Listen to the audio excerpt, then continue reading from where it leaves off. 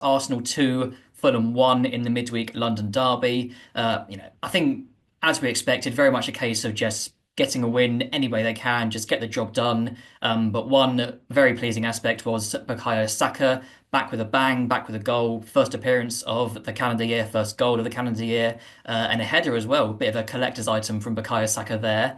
Obviously, the goal itself was lovely, but what was also lovely was him going over to celebrate with the fitness staff, Sam Wilson giving him a big hug at the end. So, what was your favourite part of that goal? Was it the goal itself or him going over and giving the fitness staff a big congratulations? Well, I think that just sums him up as a player and a character, first of all, going and doing that. But the goal itself was just, it was very special to be there for it. You know, I was there when Henri came back against Leeds all those years ago, and this was kind of the only thing that's got it reminded me of that. Basically, it wasn't as big as that. Obviously, he hadn't been away for years and come back and had that and scored that goal, but it was still very, very special. Every time he went out to warm up, the cheer that went sort of rippled around the stadium when he realised he was standing up, he was warming up.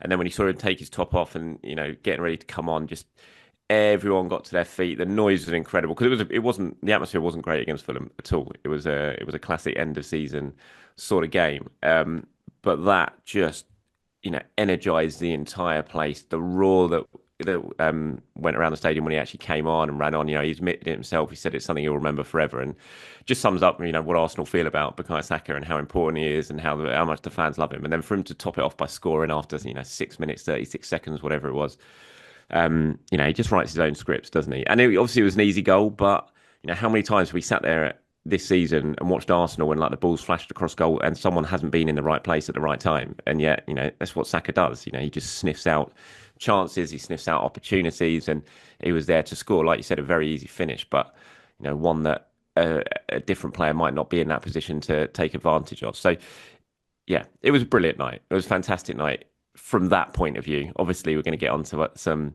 disappointing aspects of the night, I'm sure, very, very soon. But from that point of view, you couldn't have written it any better, could you? Absolutely not. Yeah, like you said, we'll certainly get onto those negatives in a sec. But one more positive to talk about. The whole Arsenal attack was on song in that game. Obviously, Nwaneri assist for Marino, who's still on form.